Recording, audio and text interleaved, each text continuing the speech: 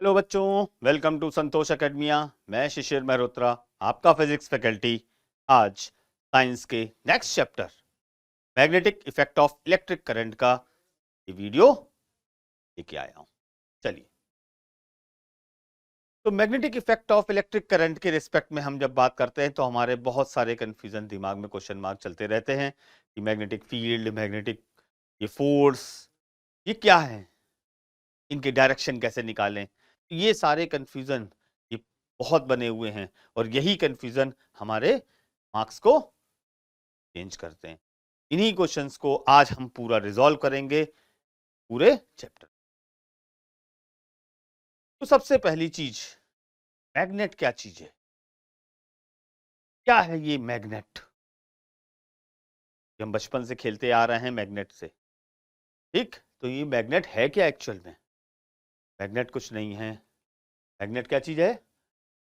The material which produces a field that attracts or repels the material of magnetic nature.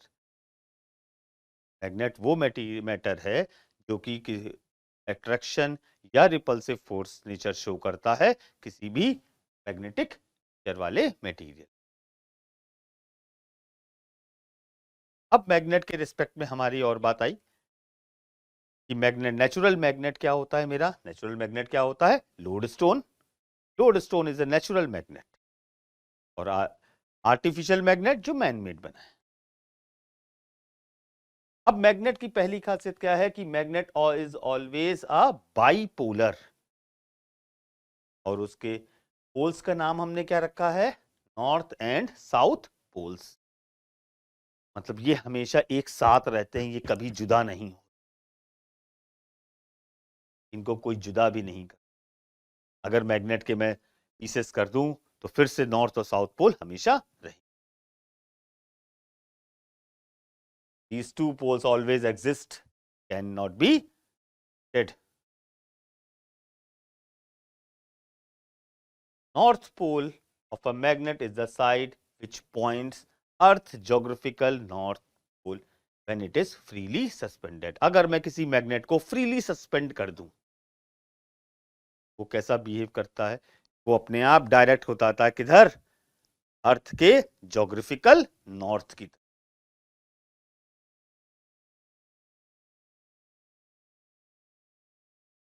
तो ये तो बात थी मैग्नेट की। तो मैग्नेट की हमने कहा देखा, मैग्नेटिक फील्ड क्या चीज है। तो मैग्नेटिक फील्ड कुछ नहीं है कि अगर मैंने एक मैग्नेट लिया और एक मैं दूसरे मैग्नेट को यहां तक लेके आया हूं, और जैसे ही मैं यहां पर लाया, एक फोर्स ऑफ अट्रैक्शन या रिपल्शन कुछ भी लग रहा है। नॉर्थ पोल लाया तो हो सकता है रिपल्शन लग रहा होगा। इस रीजन पे अगर मैं एक स्फीयर कंसीडर कर लूं, यही रीजन कहलाता है magnetic field. The region in a space where magnetic force exist is called magnetic, or the region around a magnet where its magnetic influence can be experienced is called magnetic field. अब इसके लिए मैंने क्या किया कि एक bar magnet लिया और उसके ऊपर आयरन फिलिंग्स स्प्रेड करी।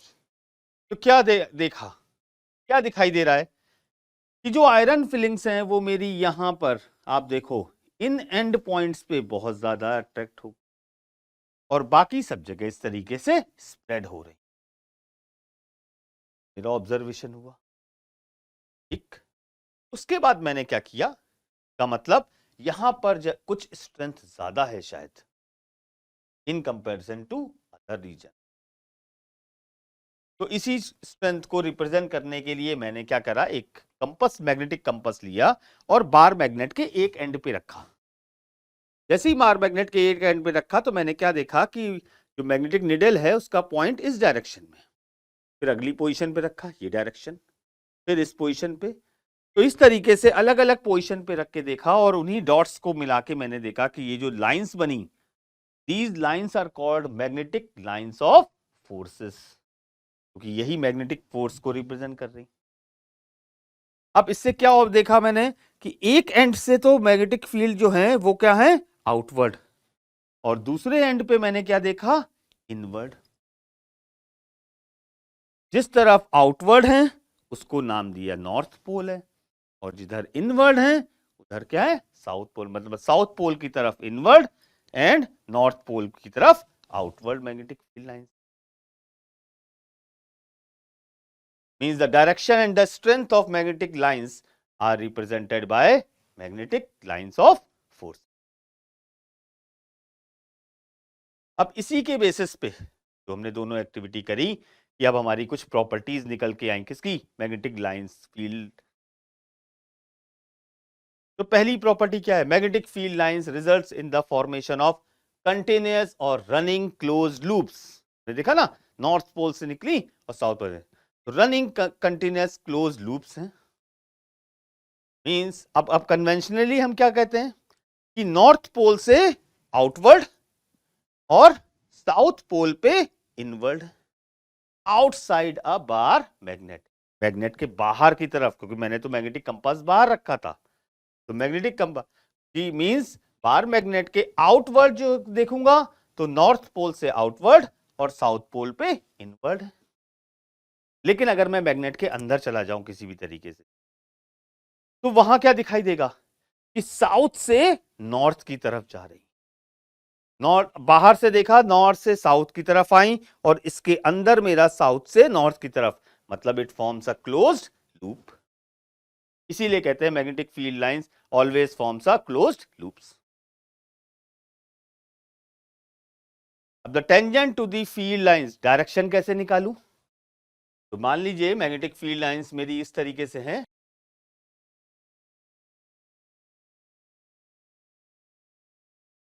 अब मुझे इस पॉइंट पे डायरेक्शन निकालना है, तो मैंने क्या ड्रॉ करा, एक टेंजेंट ड्रॉ कर दी। Tangent gives the direction of magnetic field lines at that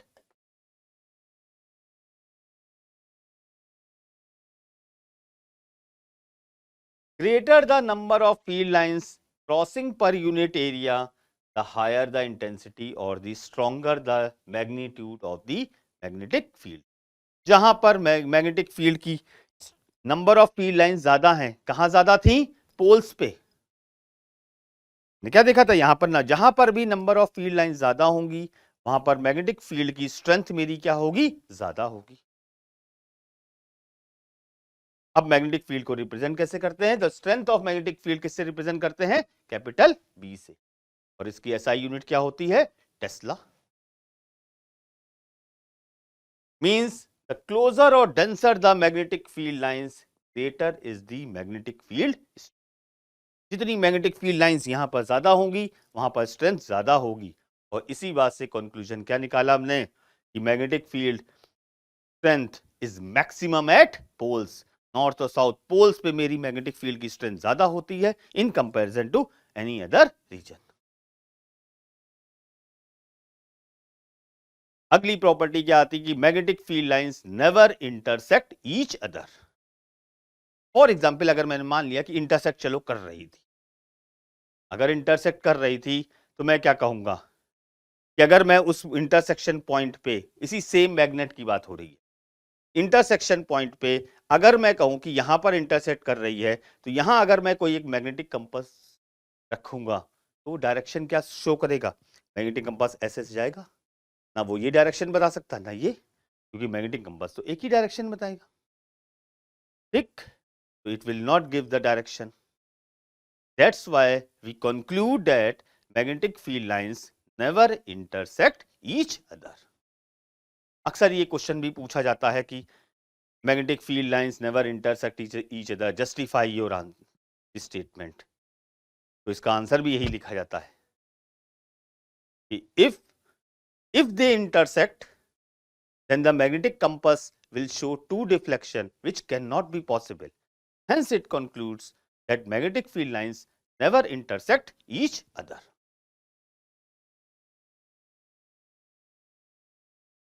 अब आया magnetic effect of electric current. हमने मैग्नेट पढ़ लिया, मैग्नेटिक फील्ड क्या चीज है, ये मैग्नेटिक इफेक्ट क्या है। इलेक्ट्रिसिटी में पढ़ा था heating effect of electric current में, मैंने current is flowing through a conductor it produces heat. क्या ये क्या है कि जब भी मैं किसी कंडक्टर में करंट फ्लो कराता हूं तो क्या मैग्नेटिक फील्ड प्रोड्यूस होती है, ये क्वेश्चन आया। तो इसी क्वेश्चन का आंसर के लिए ऑरस्टेड हमारे साइंटिस्ट थे, उन्होंने एक एक्टिविटी करी इसी चीज को डिमॉन्स्ट्रेट करने की कि जब भी मैं करंट फ्लो कराऊंगा एक मैग्नेटिक फील्ड भी प्रोड्यूस होती है। तो उसके लिए क्या करा कि एक इस तरीके से स्ट्रक्चर या वायर लिया। जैसे ही मैंने स्विच को क्लोज, पहले स्विच ओपन था, मैग्नेटिक कंपास की जो निडल थी वो इस तरीके से प्लेस थी। क्लियर? अब जैसे ही करंट फ्लो हुई, करंट का डायरेक्शन ये बनेगा। जैसे ही करंट इस डायरेक्शन में फ्लो हुई, क्या दिखाई दिया कि जो मैग्नेटिक कंपास का जो नॉर्थ पोल था वो इस तरफ डिफ्लेक्ट हुआ। ठीक, मतलब अगर मैं कहूं जो करंट का डायरेक्शन इधर है तो मैग्नेटिक कंपास इस तरफ डिफ्लेक्ट हुआ। ठीक, फिर वापस स्विच को ओपन कर दिया, फिर से वापस मैग्नेटिक कंपास की नीडल अपनी इनिशियल पोजीशन पे आ गई। इसका मतलब जैसे ही करंट फ्लो कराई थी, ये जो डिफ्लेक्शन हुआ मैग्नेटिक कंपास का, इसका मतलब कोई ना कोई मैग्नेटिक फोर्स लग रहा है। ठीक, तो उसके बाद उन्होंने क्या किया कि करंट का डायरेक्शन रिवर्स कर दिया बैटरी के टर्मिनल चेंज करके।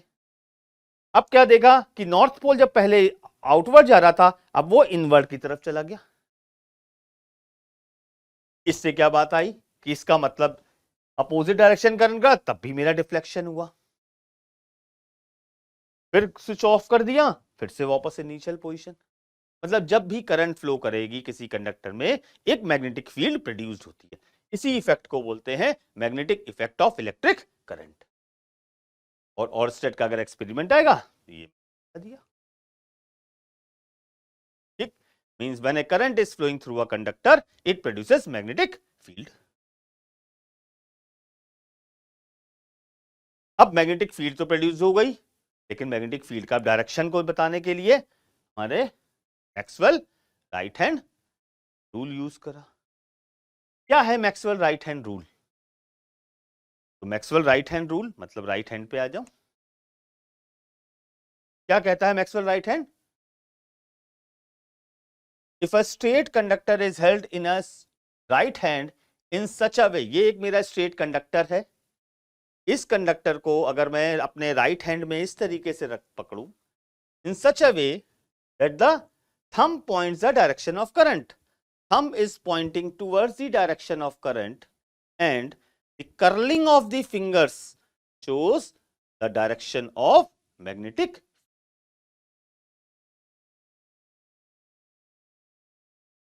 Means thumb मैं अपना अगर किधर रखूंगा, वायर को मैंने होल्ड किया और उसमें thumb को रखा किधर, करंट के डायरेक्शन में, तो जो मेरी फिंगर्स हैं वो बताएंगी कि magnetic field, curling of the fingers gives the direction of magnetic field. यही मेरा मैक्सवेल राइट हैंड या राइट हैंड थंब रूल, दोनों ही एक ही चीज। स्टेटमेंट जरूर याद रख लीजिएगा। अब आप लोगों की जो डिलीटेड पोर्शन है उसके बेसिस में मैं कहूं तो Maxwell right hand thumb rule, Fleming's left hand rule. Fleming's right hand rule अब आप लोगों के सिलेबस में नहीं है, तो मैक्सवेल राइट हैंड रूल या फ्लेमिंग लेफ्ट हैंड रूल जो अभी हम आगे पढ़ेंगे, इन दोनों का स्टेटमेंट जरूर याद रखिएगा। बहुत प्रोबेबिलिटी है कि वो पूछे।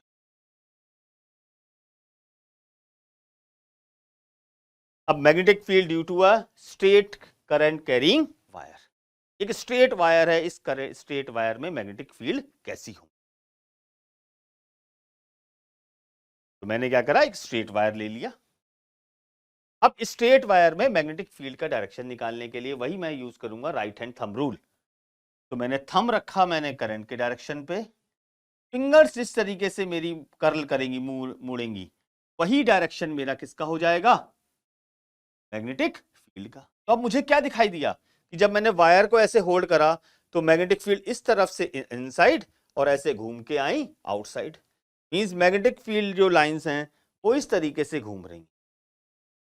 पास में आया ये सर्किल, फिर सर्किल, इस तरीके से सर्कुलर, ये सर्किल क्या बन गया, कॉन्सेंट्रिक सर्किल।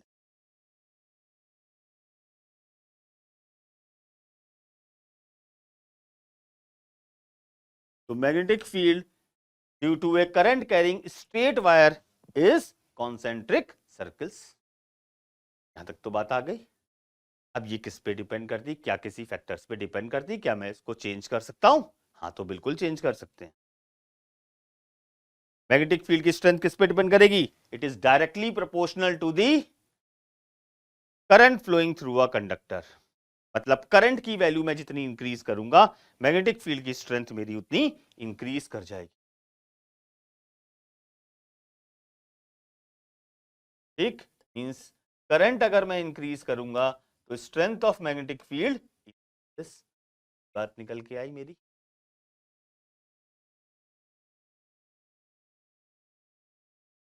ठीक, magnetic field strength is inversely proportional to the distance from the wire, means wire से मैं जितना दूर जाऊंगा, ये वायर था, इस वायर से यहां पर आया, जितना मैं दूर जाऊंगा उतनी मेरी स्ट्रेंथ जो होगी वो कम हो जाएगी।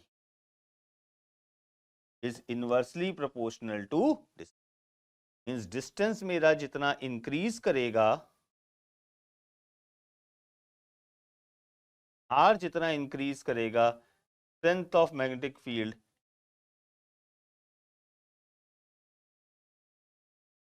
तो इन दो फैक्टर्स पे डिपेंड करेगी मेरी strength of magnetic field due to a current carrying straight wire.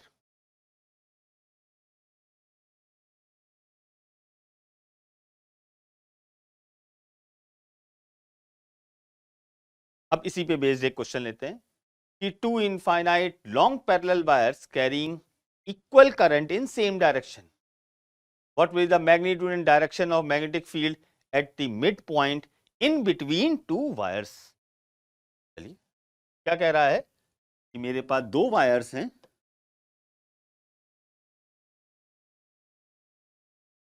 जिनमें इक्वल करंट फ्लो कर रही है सेम डायरेक्शन में। ये ले लिया मैंने वायर 1, ये ले लिया वायर 2।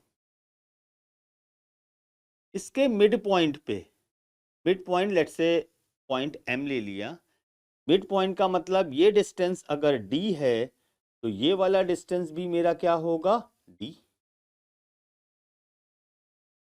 अब मुझे इस पॉइंट पे मैग्नेटिक फील्ड निकालनी है, क्या हो, क्या मैग्नेट, तो मुझे निकालने के लिए जब दोनों में करंट सेम है, मान लिया मैंने इसकी वजह से मैग्नेटिक फील्ड है B1, इसकी वजह से मैग्नेटिक फील्ड B2। अब right hand thumb rule use करूंगा। चलिए, तो राइट हैंड थंब रूल के हिसाब से अगर मैं देखूं तो जब मैंने वायर 1 मैंने होल्ड किया तो मुझे क्या दिखाई दे रहा है कि मैग्नेटिक फील्ड इस पॉइंट M पे किधर जा रही है, मेरी फिंगर्स कहां जा रही हैं? Inside. Means magnetic field at M due to 1 first wire is inside the plane. Inside को हम क्रॉस से दिखाते। अब इस वायर के लिए देखिए, इस वायर को, सेकंड वायर को जब मैंने होल्ड किया राइट हैंड पे तो मुझे क्या दिखाई दिया कि मैग्नेटिक फील्ड किधर जा रही है? आउटवर्ड। मींस इस वायर 2 की वजह से जो मैग्नेटिक फील्ड है M पॉइंट पे वो कैसी है? आउटवर्ड। आउटवर्ड को डॉट से रिप्रेजेंट।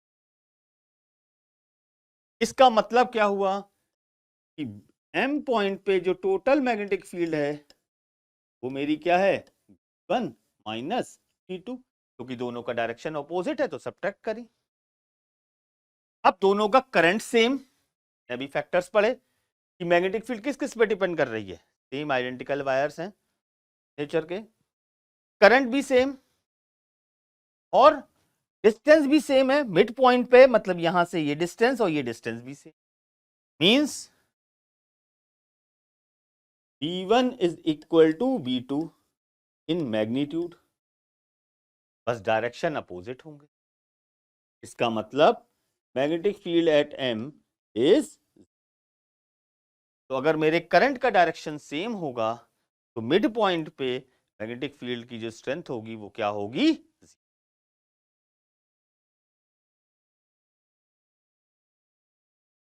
अब नेक्स्ट देखते हैं, magnetic field due to a current carrying circular loop.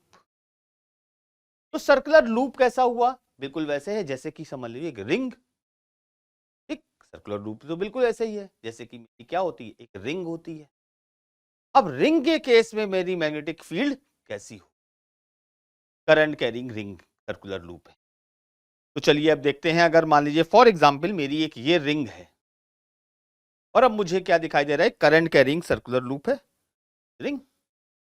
अब मुझे इसमें मैग्नेटिक फील्ड निकालनी है, क्या डायरेक्शन होगा? तो उसके लिए मैंने क्या किया, कुछ नहीं, मैंने क्या करा, सबसे पहले rule right hand thumb rule, मैंने वायर को होल्ड करा और कैसे कर रखूंगा, थंब को रखा मैंने किस तरफ, करंट के डायरेक्शन की तरफ। जैसे ही मैंने थंब को करंट के डायरेक्शन की तरफ रखा राइट हैंड के, तो मुझे क्या दिखाई दिया कि मेरी जो फिंगर्स हैं वो किधर जा रही हैं, इस रिंग के इनसाइड। ठीक, क्लियर? अच्छा, लेकिन अब इधर से कोई अगर देखेगा तो क्या कहेगा, अगर ऐसे मैं रिंग पकड़ूं, इधर कोई एक बच्चा खड़ा है, इधर एक बच्चा खड़ा है, इधर वाला बच्चा क्या कहेगा कि सर मैग्नेटिक फील्ड किधर है, साइड। लेकिन इधर वाला बच्चा क्या कहेगा, मैग्नेटिक फील्ड किधर है, आउटवर्ड। नहीं, जब हम सर्कुलर लूप की बात कर रहे हैं तो मेरा फ्रेम ऑफ रेफरेंस जो ऑब्जर्वर है वो कहां से मैं देख रहा हूं, यहां से कि इस तरफ। अब अभी अगर मैं देखूं तो मुझे क्या दिखाई दे रहा है कि मेरा थंब ये था, तो मैग्नेटिक फील्ड इनसाइड हुई, मतलब एक एंड पे इनसाइड और दूसरी एंड से आउटवर्ड। ने देखा है कहां पर, बार मैग्नेट के केस में भी यही चीज आई थी। इसका मतलब current carrying circular loop behaves as a bar magnet. अब मैग्नेटिक फील्ड, अब बताओ क्या होगी, यहां से मैग्नेटिक फील्ड क्या हो रही है, इनसाइड। इसका मतलब ये वाला एंड कैसा बिहेव कर रहा है, साउथ पोल। और इधर से मैग्नेटिक फील्ड आउटवर्ड है, मतलब this end will behave as a north pole. तो अब मेरा कंक्लूजन क्या आया कि current carrying circular loop behaves as a bar magnet. ये चीज आ रही, मैंने वायर को ऐसे होल्ड किया, मैग्नेटिक फील्ड इधर से अंदर के नीचे से ऊपर बाहर निकल रही है, मतलब ये एंड मेरा क्या बन जाएगा, इधर अंदर है तो मतलब ये साउथ, ऊपर वाला। वही चीज है हमारी रिंग में भी। मतलब अगर मैं ये कहूं, इस तरीके से अगर मैं रिंग एज्यूम करूं, करंट का डायरेक्शन इस डायरेक्शन में है, तो मैग्नेटिक फील्ड मेरी क्या हुई,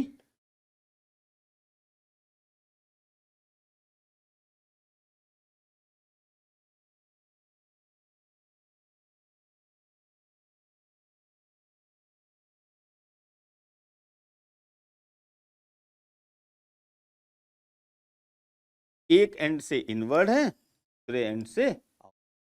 मतलब ये एंड मेरा कैसा बिहेव करेगा, south pole. This end will behave as a north.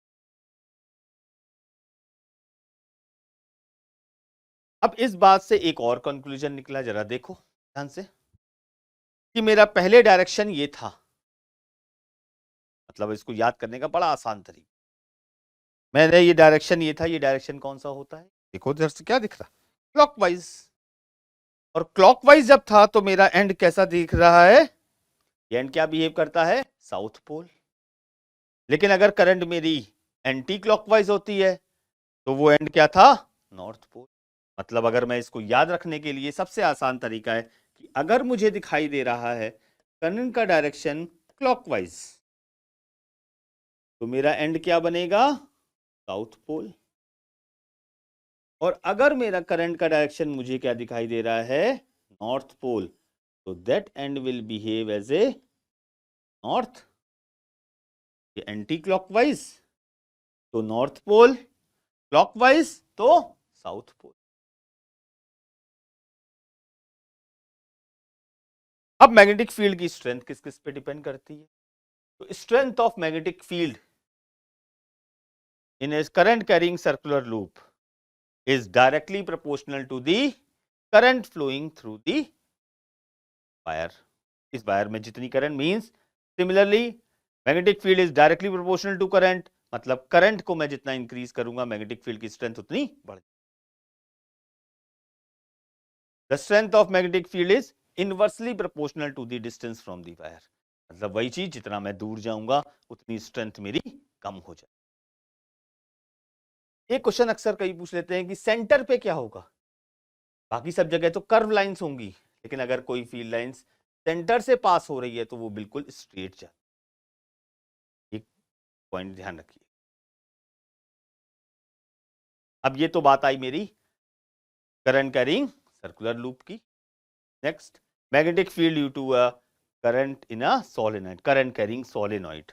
तो सोलेनॉइड क्या है? सबसे पहली बात तो ये सोलेनॉइड कुछ नहीं है, मैंने क्या करा, is a coil of many circular windings wrapped in a shape of cylinder। तब मैंने क्या करा, इस तरीके से फिर मैंने इसको कनेक्ट कर दिया किससे,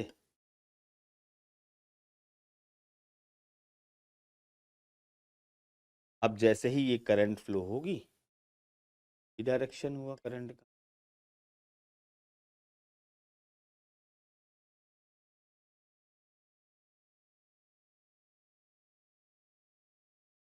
अब ये तो मेरा सर्कुलर सोलेनॉइड बन गया।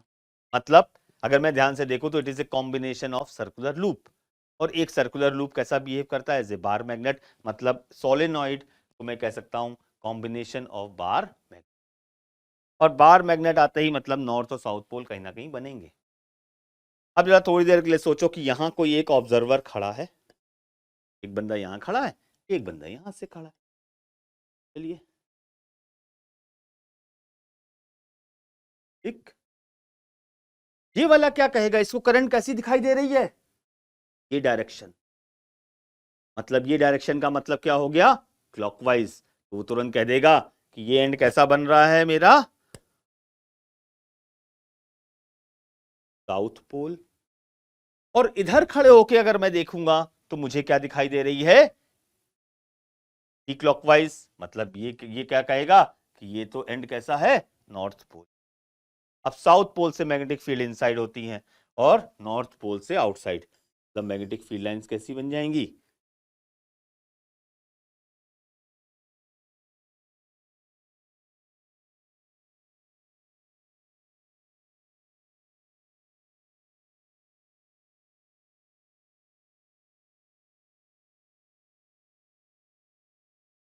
अब इनसाइड अगर सोलेनॉइड की अगर मैं बात करूं तो इनसाइड देखो, सोलेनॉइड क्या है? सोलेनॉइड की जो कॉइल्स होती हैं वो बहुत पास में होती है।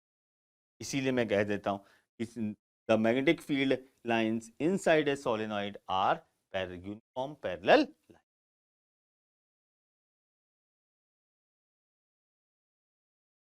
अब स्ट्रेंथ किस किस पे डिपेंड करती है? तो strength of magnetic field in a current carrying solenoid, पहली तो depends upon number of turns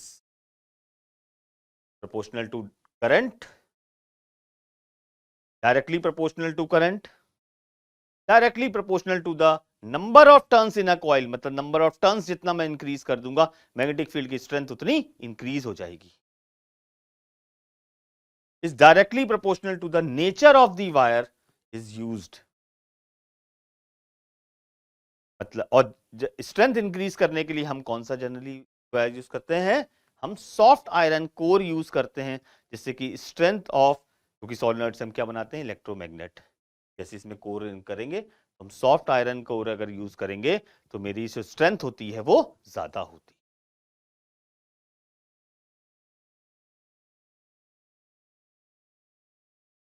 अब हमने पढ़ा है कि मैग्नेटिक फील्ड हम कैसे निकालेंगे, straight wire, circular loop, solenoid. अब दूसरी चीज, जब हमने डिफ्लेक्शन हो रहा है इसका मतलब कोई ना कोई फोर्स भी एग्जिस्ट करता है। या मैं किसी करंट कैरिंग कंडक्टर को अगर मैं किसी मैग्नेटिक फील्ड में रख दूं तो वो क्या एक्सपीरियंस करता है? एक फोर्स। मतलब फॉर एग्जांपल अगर यहां पर एक मैग्नेटिक फील्ड हो, मैं एक वायर लाऊंगा, करंट कैरिंग वायर, तो क्या होगा? इसका इसमें एक डिफ्लेक्शन होने लग जाता है। Means when a current carrying conductor is placed in a magnetic field it experiences a force. अब ये जो फोर्स है, इस फोर्स का डायरेक्शन, तो उसी के लिए फ्लेमिंग्स ने हमें एक रूल दिया, फ्लेमिंग्स लेफ्ट हैंड रूल। क्या है left hand rule? Fleming left hand rule क्या है कि अगर मैं अपने थंब, लेफ्ट हैंड के थंब, एक्स फिंगर और मिडिल फिंगर को इस तरीके से टच करूं कि they are in mutually perpendicular to each other,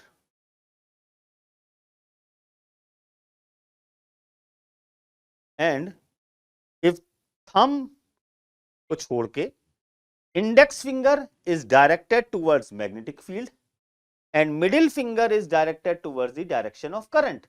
मतलब इंडेक्स फिंगर को मैं क्या करूं, जिस तरफ मैग्नेटिक फील्ड है उधर रखूं, और मिडिल फिंगर को उस तरफ रखूं जिस तरफ की करंट का डायरेक्शन है। तो थंब मुझे अपने आप बता देगा कि मैग्नेटिक फोर्स का डायरेक्शन किस डायरेक्शन।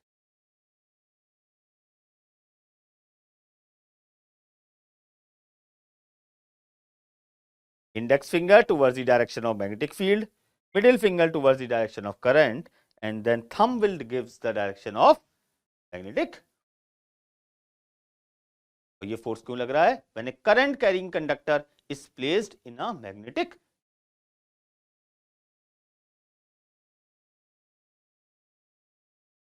अब ये जो फोर्स लग रहा है ये किस किस पे डिपेंड कर रहा है?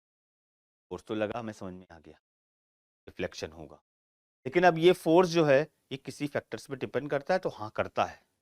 पहला, force is directly proportional to the current flowing through a conductor। इसका मतलब करंट में जितनी इंक्रीज करूंगा फोर्स की वैल्यू इंक्रीज कर जाए।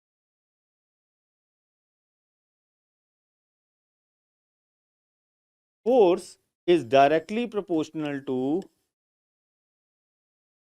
मैग्नेटिक, जिस मैग्नेटिक फील्ड में ये करंट कैरिंग वायर रखा गया है उसकी मैग्नेटिक फील्ड के directly proportional.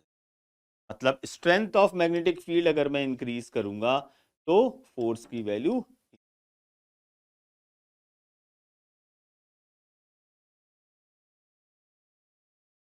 force is directly proportional to length of conductor। Length मैं वायर जितना लंबा कर दूंगा उतना मेरा फोर्स। चौथा एक पॉइंट है, ओरिएंटेशन पे भी डिपेंड।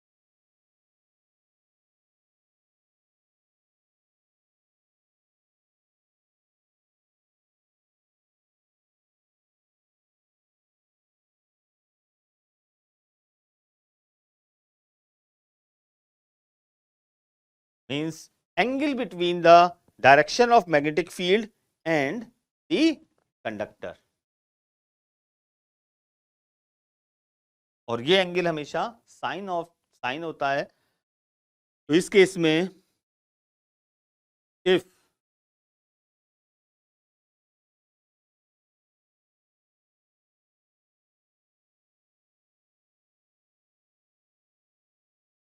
wire is placed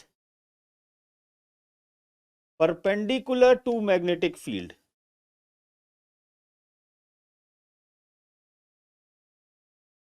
इस केस में हमेशा फोर्स होगा वो मैक्सिमम होगा। और if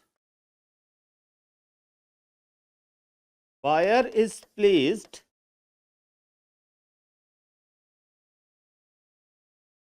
parallel to magnetic field,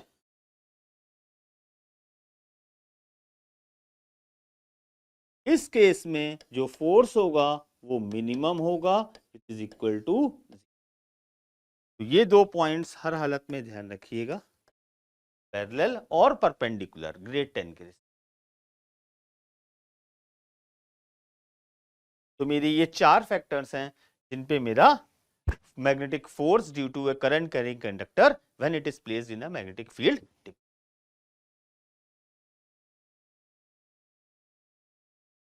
चलिए अब एक क्वेश्चन लिया मैंने कि मैग्नेटिक फील्ड इस डायरेक्शन में है and current is moving in upper direction, will be the direction of magnetic force.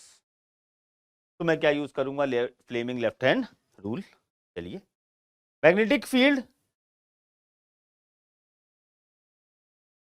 इस डायरेक्शन में, करंट अपवर्ड, तो मेरा थंब किधर जा रहा है, इनसाइड द बोर्ड, इस प्लेन के अंदर की तरफ।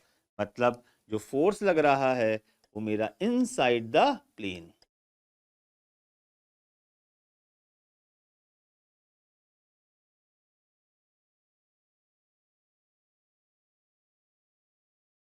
एक और क्वेश्चन ले लेते हैं।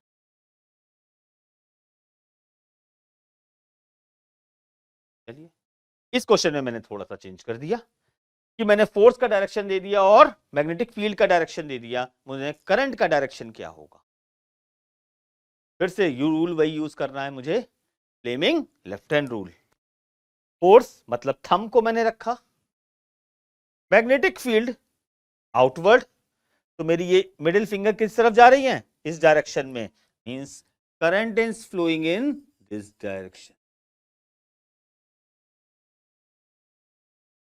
तो या तो वो फोर्स पूछ लेगा, या फिर वो अगर फोर्स या मैग्नेटिक फील्ड दे दिया तो करंट का डायरेक्शन दे। यूज मुझे वही करना है, कौन सा, फ्लेमिंग्स लेफ्ट हैंड रूल।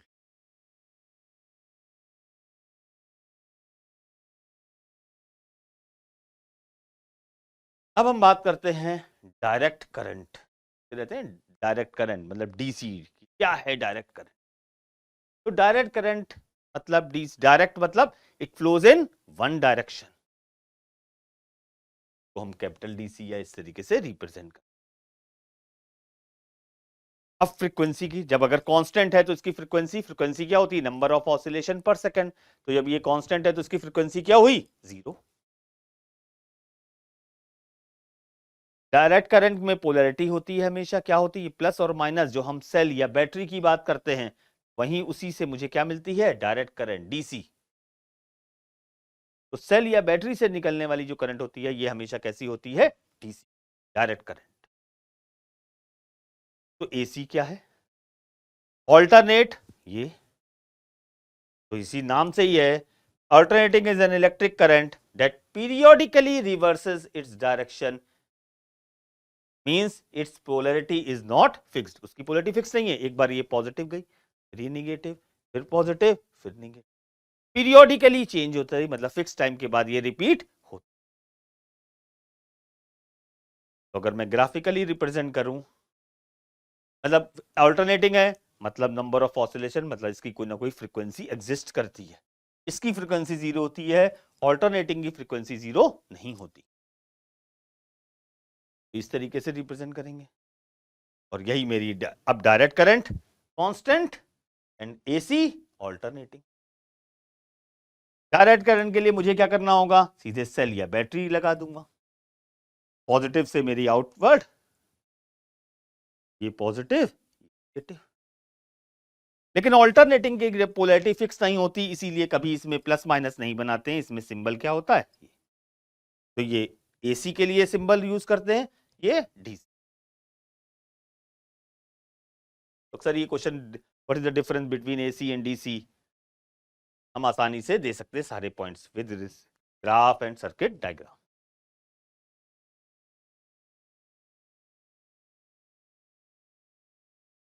अब नेक्स्ट ये है हमारा डोमेस्टिक सर्किट। तो डोमेस्टिक सर्किट में क्या है हमारा, डोमेस्टिक मतलब घर में जो सर्किट सप्लाई आ रही है। तो सबसे पहली चीज ध्यान रखिएगा, जब भी हमारे घर में सप्लाई आ रही है इसका मतलब ये कौन सी सप्लाई होती है। घर में जो सप्लाई आती है वो हमेशा एसी सप्लाई होती है, पहली बात। एसी है मतलब कुछ ना कुछ फ्रीक्वेंसी होगी। इंडिया में हम जो यहां पर फ्रीक्वेंसी यूज करते हैं वो कितनी यूज करते हैं, 50 हर्ट्ज।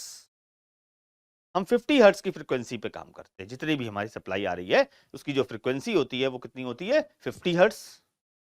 और जो सप्लाई हमारे घर के बाहर जो एक ट्रांसफार्मर लगा हुआ है वहां से हमारे घर की बिल्डिंग में जो आ रहा है एसी, उसकी जो वोल्टेज वैल्यू होती है वो वोल्टेज कितना होता है, 220 वोल्ट। मींस जो मेरे पास सप्लाई आती है वो स्टैंडर्ड क्या होती है, 220 वोल्ट 50 हर्ट्ज एसी सप्लाई। एक तो ये ध्यान रखिए। अब ये जो मेरा डोमेस्टिक सर्किट मैंने बनाया, तो क्या हो रहा है कि मेरे पास जो आ रही है वो कितनी आ रही है, 220 वोल्ट 50 हर्ट्ज एसी।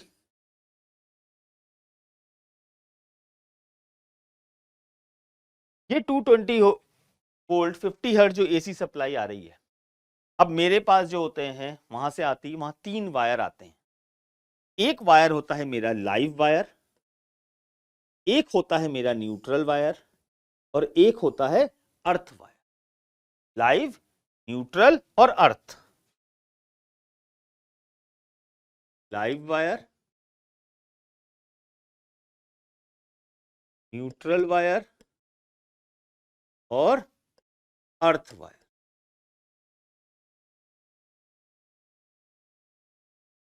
अब ये मुझे कैसे पता लगेगा कि कौन सा लाइव, कौन सा न्यूट्रल, कौन सा अर्थ? ठीक, तो हर बार मैं क्या करूं, ये एक तो तरीका होता है कि मैं एक टेस्टर लूं, जैसे सबने देखा होगा, और आपके पास जो सॉकेट होता है उसमें ये 3 इस तरीके से रहते।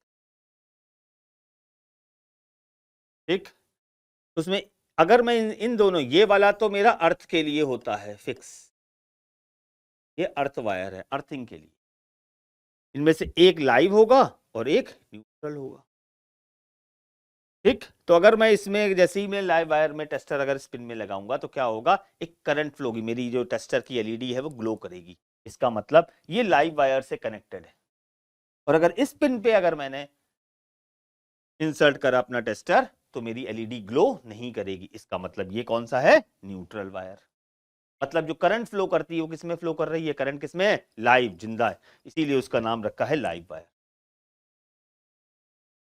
ये तो ये बात आई। अब जो मेरी सप्लाई आ रही है, अब इनको मैं हर बार, मान लीजिए मेरे पास टेस्टर नहीं है, मैंने वायर दिखाया, वायरिंग देख ली, तो अब इसको कैसे पता लगाऊं मैं? तो इसके लिए क्या करा गया कि थोड़ा सा कलर कोडिंग बनाएगी। जो वायर यूज कर रहा हूं उसको एक स्टैंडर्ड कलर करे गए। भले ही नॉर्मली हम देखते हैं कि बहुत सारे रंग के वायर होते हैं, वो सही नहीं है, स्टैंडर्ड कलर ही हमें हमेशा यूज करने चाहिए। तो लाइव वायर के लिए स्टैंडर्ड कलर क्या होता है, रेड। न्यूट्रल वायर के लिए ब्लैक और अर्थ वायर के लिए ग्रीन। लाइव के लिए रेड, न्यूट्रल ब्लैक और अर्थ के लिए ग्रीन। ये मेरी स्टैंडर्ड कलर हैं जो हम यूज करते हैं, जिससे कोई भी देखे मैंने वायरिंग करी, आप में किसी एक इलेक्ट्रिशियन से वायरिंग कराई, उस दिन वो नहीं आया, दूसरा कोई इलेक्ट्रिशियन आया, तो वो देख के पता लगा दे कि अच्छा लाइव वायर कौन सा है, न्यूट्रल कौन सा है और अर्थ वायर कौन। अब जगह घर के सर्किट की बात करें तो घर में पहली चीज हमने क्या देखा, बात करी कि हमारे पास जो सप्लाई आ रही है वो क्या है, 220 वोल्ट 50 हर्ट्ज। ठीक, अब जैसे ही 220 वोल्ट 50 हर्ट्ज जैसी सप्लाई आ रही है तो यहां पर लाइव वायर के साथ एक क्या कनेक्ट करा गया, फ्यूज। फ्यूज हमेशा लाइव वायर में कनेक्ट करते हैं, कभी भी न्यूट्रल वायर में कनेक्ट नहीं करते। रीजन क्या है, क्योंकि लाइव वायर में ही करंट फ्लो करता है, इसीलिए फ्यूज जो लगाते हैं वो लाइव वायर में लगाते हैं। इसके बाद मेरा क्या आ जाएगा, इलेक्ट्रिसिटी मीटर, जो हमारे घर का एनर्जी मीटर है। सप्लाई आई, वहां एक फ्यूज लगाया, फ्यूज के बाद मेरा इलेक्ट्रिक मीटर लग गया जो एनर्जी मीटर है, तो मेरी रीडिंग को चेक करेगा कितने यूनिट मैंने कंज्यूम करा। तो ये मेरा एनर्जी मीटर हो गया। इस एनर्जी मीटर के बाद मेरी कहाँ जाएगी, मेरे पास ये अब मेरा डिस्ट्रीब्यूशन बॉक्स है। मतलब मेरे, अगर मैं सोसाइटी में हूं तो मेरे फ्लैट के अंदर जो एक एमसीबी का बॉक्स बना होता है, that MCB box is the distribution box.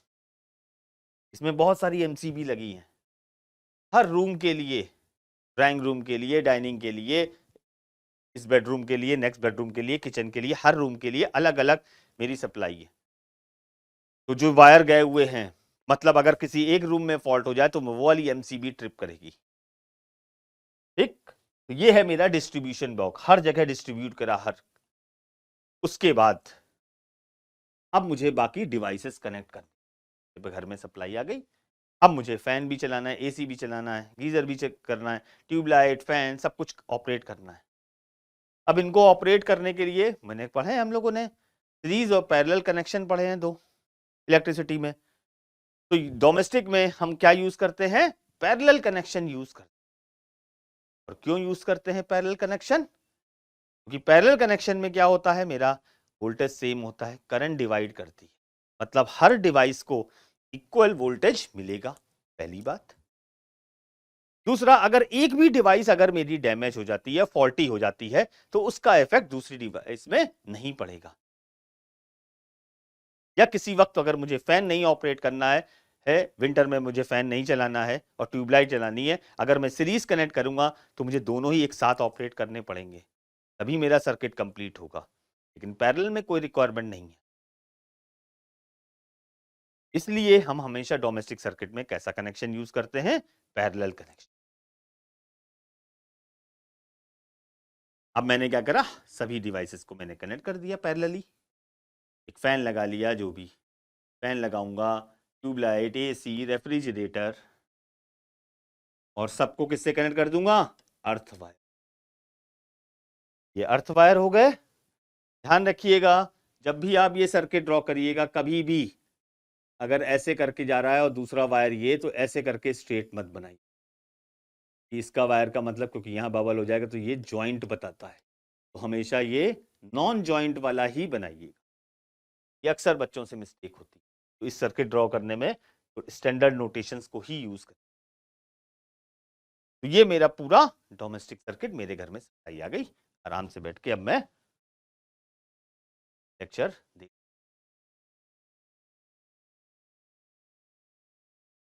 तो इसके लिए अगर रिस्पेक्ट में कहूं तो सबसे मेन चीज क्या है कि हमारे जो घर में सप्लाई आ रही है वो कौन सी है? 220 volt 50 hertz.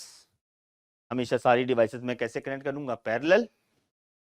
Fuse is always connected in live wire, so the current flows in the live wire. Earth wire, earthing का काम क्या है? प्रोटेक्शन का। जो भी हमारे कभी भी मेटल सरफेस पे कभी लीकेज करंट हो जाती है, तो उस करंट को हमें शॉक ना लगे, उसको बाईपास करने के लिए हम अर्थ वायर यूज। ठीक। अर्थ वायर की कलर कोडिंग ग्रीन, लाइव की रेड, न्यूट्रल की ब्लैक।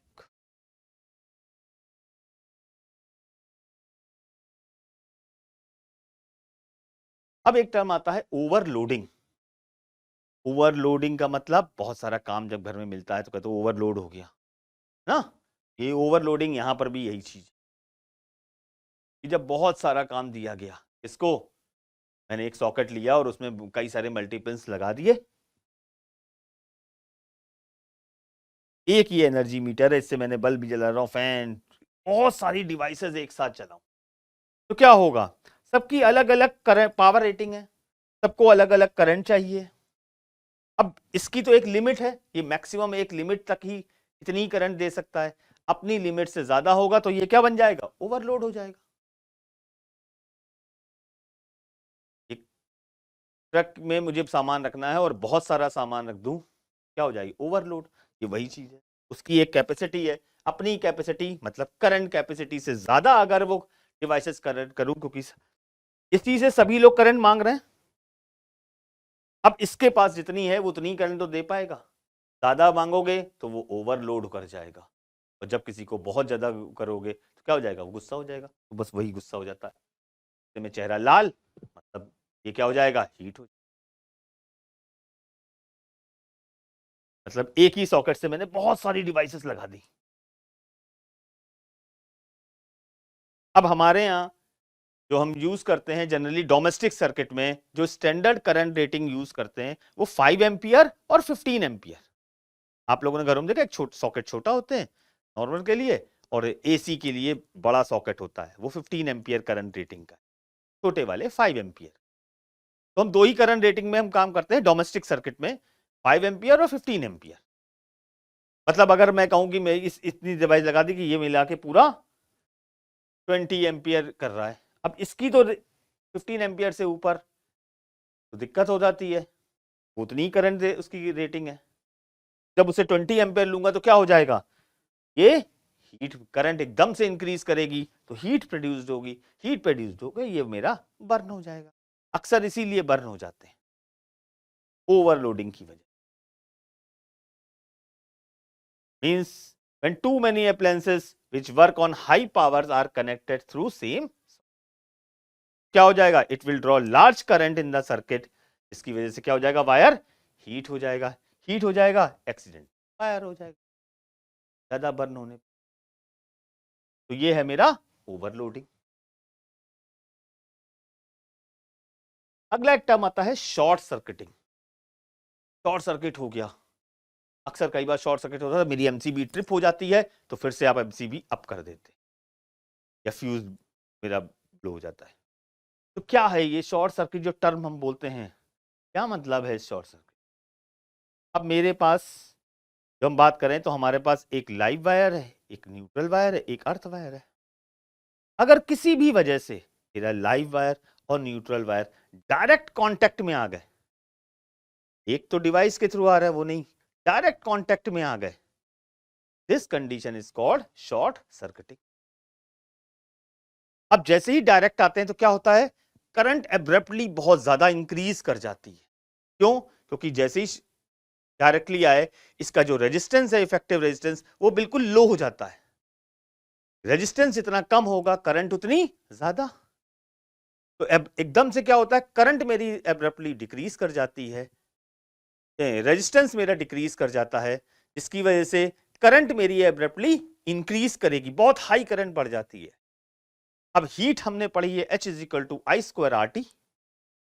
तो करंट अगर इंक्रीज करी, स्क्वायर टाइम्स करंट के स्क्वायर के हीट प्रोड्यूस डायरेक्टली प्रोपोर्शनल है। इसका मतलब हीट बहुत ज्यादा प्रोड्यूस हो जाती है, और हीट ज्यादा प्रोड्यूस होने की वजह से वो क्या हो जाता है, बेटा मेल्ट हो जाता है, बर्न हो जाता है।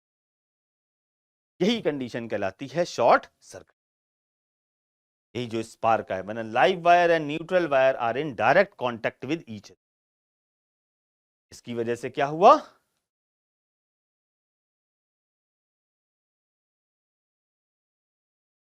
ड्यू टू एनी मींस, हो सकता है कि यहां पर इंसुलेशन खराब हो, ये भी एक तरीका है। इंसुलेशन जो ये है, ये इंसुलेशन अगर मेरा डैमेज हो जाए तो भी मेरा लाइव वायर और न्यूट्रल वायर डायरेक्ट कांटेक्ट में आ सकते हैं, या मैं डायरेक्टली ऐसे टच करा दूं। ठीक, तो एक झटके से किसी वजह से कोई फॉल्ट हुआ और दोनों आपस में टच कर गए तो स्पार्क प्रोड्यूस होगा। तो उस वक्त क्या हो जाएगा, रेजिस्टेंस मेरा बहुत कम हो जाता है, जिसकी वजह से करंट बहुत ज्यादा इंक्रीज करेगी। और हमें यह पता है H is directly proportional to I square.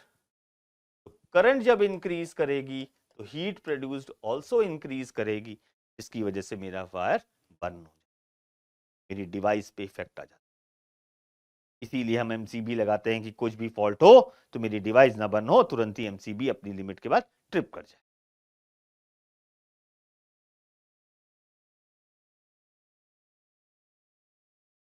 अब तो हमें एमसीबी ट्रिप करी, एमसीबी या नॉर्मली फ्यूज हमारा क्या चीज है, देखिए ना, एक तो पहले ऐसे इस तरीके के फ्यूज होते थे सॉकेट्स वाले। यहां पर क्या है कि मैंने एक ये वायर कनेक्ट करा, जैसे ही मैं इंसर्ट करूंगा, अब उसके बाद जैसे ही अपनी लिमिट से ज्यादा होगा तो ये वायर मेल्ट हो जाएगा। तो फ्यूज का काम एक्चुअल में क्या हुआ, या इस तरीके के फ्यूज आपने देख रखे हैं मिक्सर ग्राइंडर में, आप नीचे देखिए वहां पर ऐसे ही फ्यूज लगा होते हैं, नॉब होती है, आप खोलेंगे तो आपको ऐसे ही फ्यूज, ये जो वायर है यही वायर मेरा फ्यूज। तो फ्यूज का एक्चुअल में काम क्या हुआ, इलेक्ट्रिकल सेफ्टी के लिए, that can stop the current from flowing it if it increase beyond its rated value. अपनी रेटेड वैल्यू से ज्यादा जब करंट फ्लो करेगी तब ये उसको रोकने के लिए हम फ्यूज लगाते हैं। लेकिन इन फ्यूज के साथ क्या दिक्कत है, या तो मैं सीधे रिप्लेस कर देता हूं, ये वाले जो सॉकेट हम यूज करते हैं तो उसमें क्या होता है, मुझे हर बार जब भी फ्यूज होगा तो मुझे ये वायर चेंज करना पड़ेगा। ठीक, लेकिन अब हम आजकल ये क्या यूज करते हैं, एमसीबी। ठीक, मिनिएचर सर्किट ब्रेकर, जो सर्किट को ब्रेक कर रहा है, लेकिन उसमें फायदा क्या है इसके कंपैरिजन में, उसमें सिर्फ एक रीसेट करना होता है, नॉब हुआ मैंने रीसेट करना होता है, इजी है यूज करना। इसलिए हम जनरली एमसीबी की तरफ अप्रोच कर गए, उसको यूज करने लगे in comparison to these fuse in domestics. अब ये फ्यूज किस कंसेप्ट पे काम करता है, तो it works on the principle of heating effect of electric current. ये हमने इलेक्ट्रिसिटी वाले चैप्टर में भी बात करी। हीटिंग इफेक्ट क्या है, इसकी खासियत क्या होती है, तो वायर यूज करते हैं high resistance but low melting point, इसीलिए हम एलओआई यूज करते हैं, किसका, टिन का। टिन और लेड का एलओआई यूज जनरली करते हैं फ्यूज वायर में, एक बहुत थिन वायर होता है जिसकी वजह से इसकी हाई रेजिस्टिविटी हो जाती है, हाई रेजिस्टेंस हो जाता है and low melting point.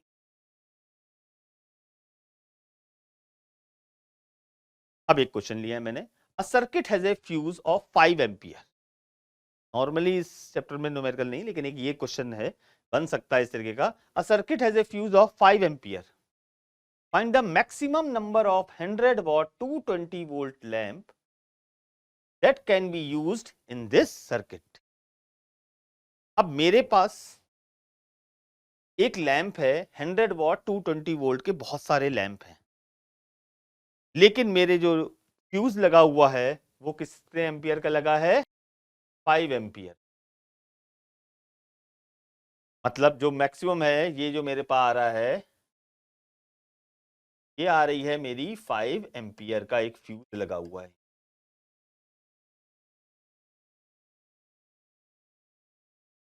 Wire तो आगे आ ही रहा है।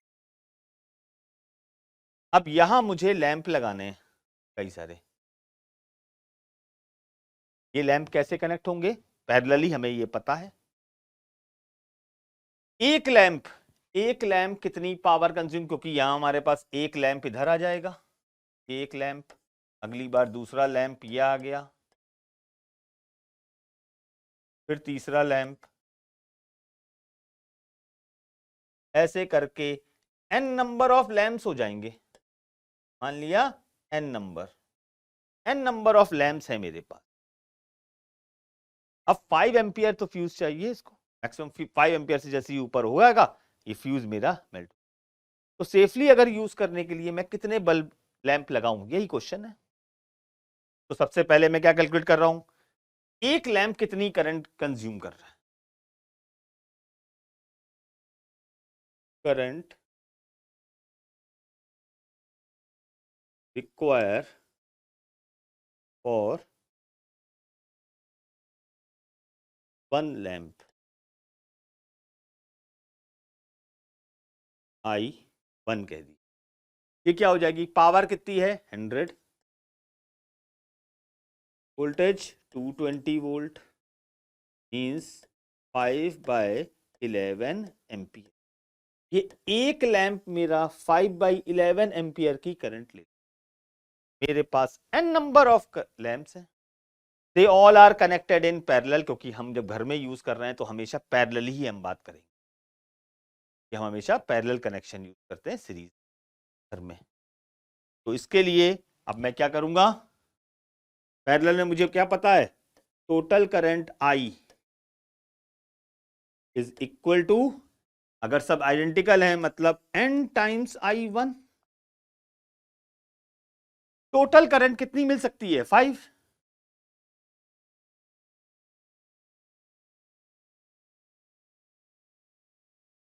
मतलब मुझे कितने लैंप्स लगा सकता हूं मैं, 11 lamps can be used in this.